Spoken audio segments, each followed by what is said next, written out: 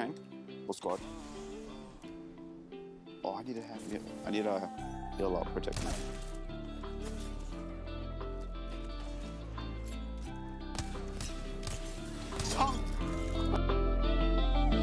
Need your love every day. I'm just hoping it will last. Take this blunt to my face. I'm just hoping I don't crash. I'm too high, out of space. I'm not holding myself back. Alright, hey guys, it's SKJ here, and in today's video, I'm just going to teach you guys how to make your game look more colorful and look better, more vibrant, more bright, and how to get basically the best possible video settings for Apex Legends in 2022 Season 11. And you guys know I have to get this out of the way before the video starts. If you guys enjoyed this video, make sure to leave a like on the video as it helps me out more than you could ever imagine. And all my socials will be linked in the description if you guys want to ask me a question or reach out to me. Make sure to follow my Twitter. Also, another big one is my Twitch. If you guys like my content and want to see me live stream almost every day over there, make sure to check it out in the description. Drop a follow, you'd be highly appreciated. Alright, now that that's out of the way, let's just get straight into the video, guys. The first setting we're going to want to change is we're going to go to settings, gameplay, scroll all the way down to colorblind mode. Make sure that's on Tritanopia. Most of you guys, it'll be off. And when it's off, it just makes the game just look a little less vibrant, makes the Evo shields and stuff on the ground not look as good. So I highly recommend changing it to Tritanopia, as it just makes the game a little bit more vibrant and makes all the Evo shields look way better in my opinion. Now I'll put up a little comparison of with it off and on, just so you guys can see the difference with the Evo shields. So as you can see, the colors pop way more and just makes it a little more vibrant. Now let's get into the video tab. Now the video tab can look a little scary at first and a little daunting, but trust me, it's not that hard and you'll figure it out. The first setting we're going to do is we're going to change our brightness to 75. Now I play on 75, you guys don't have to play on 75. Most of you guys, it'll be on 50. I recommend cranking it up to around 65 at first and then slowly working your way up, because if you change it to what I have, 75, it is a bit of a drastic change. But basically what cranking your brightness up does is it makes it easier to see enemies in darker places. So for example, underneath this ramp right here, see, it's a little bit dark, but I can definitely still see if someone's under here. And if I crank my brightness down, you'll see that it's a lot harder to see people underneath this ramp if they have a dark skin on. So just make sure to crank your brightness up. The next setting we're going to do is we're going to go to video, and we're going to disable pretty much everything. Literally just nerf your whole graphics. Now I understand that some people like to play this game on high graphics. They like how the game looks on high graphics, but trust me, if you want to take this game seriously and competitively, I recommend nerfing everything, because when you make everything on high, or if you enable everything, it just adds visual clutter that you don't need. So I recommend nerfing everything. Now the game will look a little drastic at first, as you see the textures on my hands and my kunai are a little bland and just not there. So if you don't like how that looks, go to settings, scroll down to anti-aliasing, turn that on. It's not too taxing on your GPU, and it basically just smooths out all the edges. I personally don't like how it looks. I think it just adds distractions to the map.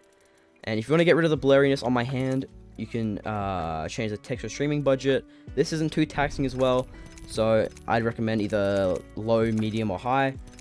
If you turn up to high, see that blurriness goes away instantly. But I usually run it on either none or very low. I kind of just switch and change it when I feel like it. But other than those two settings, you want everything off. Now, I just want to make a little segment on these four settings right here: model detail, effects detail, impact marks, and ragdolls. You want to 100% turn these off, as these add the most visual clutter to the game that you literally just don't need. Impact marks basically just make bullet holes that you don't need in the map, and effects details just make explosions and stuff look better, but you don't need them at all, as when explosions go off, it clutters your screen and you can't see anything. So I highly recommend turning that on low. And ragdolls especially, say if you're killing a team and then a third party comes in and a ragdoll's getting in your way and you don't know where the fuck the other team is, just turn it off. Just save yourself the time, turn it off. So those are basically the in-game settings out of the way. Now we're going to jump into our desktop real quick and show you guys how to make your game vibrant. Alright, now that we're here in our home screen, if you're on a NVIDIA GPU, this method will work. I do have another method if you're on Radeon that's later in the video, so stay tuned to all that. But for my NVIDIA boys, you want to right click your desktop, go to NVIDIA control panel, wait for that to boot up. Under display, you're going to go to adjust desktop color settings. Now you want to look at digital vibrancy. Now I have mine cranked all the way to 85. I don't recommend it. It is a little high. Some people do play higher, but it is on the high side. Default, I think it's at 50. I recommend cranking it up to either 65 or 70. And then if you want it to be a little bit more vibrant, then I recommend going to 80 or 85. But I've been playing on vibrancy for like the past year and a half or something, so I'm pretty used to it at this point. So after you're done with that, you just want to hit apply in the corner, close it, and then you're good to go. Now, this will make your desktop and other applications look more vibrant as well. So if you don't like that, I have another method for you, and this is also the method that AMD users can use. You just want to head over to Google. You want to type in your search bar, Vibrance GUI. Click the first link. The link will also be in the description below, so you guys can just check that. You want to hit download for desktop PC. Now, it will download as a WinRAR file. So if you don't have WinRAR, I will recommend just search up WinRAR, press download. It's not that hard. Now you can drag it to your desktop or just look in your files. Now once you have it open, it's going to look a little something like this. Now there's a couple settings that we have to change. You want to tick auto start Vibrance GUI, so you don't have to manually go and open it every single time you launch your PC. Now if you want Apex alone to be vibrant and nothing else, you want to hit add, find R5 Apex, add that in, and turn your in-game vibrance up to either 85 or 60 or basically whatever I just said. Hit save, and then you should be good to go. But since I do my digital vibrance on my NVIDIA control panel, I'm just going to remove that real quick and then close out of this. So yeah, that's basically how you do your NVIDIA control panel situation sorted. Let's get back into the game, and I'll show you guys a little couple of extra settings. So now we're back in Apex. The final thing I just want to take into consideration is your monitor settings. Now, I know that everyone has different monitors, and with that comes different manufacturers and different monitor setting UIs. So I'm not going to be showing you how to actually do it. I'm sure you guys can figure it out. You guys are pretty smart. But basically, you just want to navigate your way to these three settings. You want to go to brightness, contrast, and saturation. Now, on some monitors, it is a little hard to find them. On my monitor, it's pretty easy to find, but I know that some monitors, it is a little harder, but I'm sure you can find it. So once you've navigated your way over there, you want to turn your brightness up. I have mine cranked all the way to 70.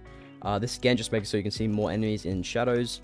It also eliminates some shadows on the map. It doesn't fully eliminate them, but it just cranks them down just a little bit. So if they're in the shadows, you can definitely still see them. And if you think your game looks a little washed out from all the brightness, you want to crank up your contrast as well. I didn't crank mine up too much. It's only on 75 or 65, I think. I think maybe even 70.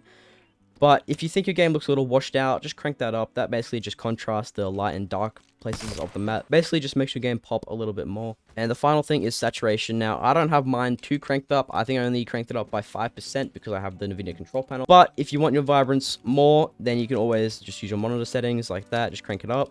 Now, with the monitor settings out of the way, that is basically it for today's video. If you guys like the video, make sure to like the videos. That helps me out a ton.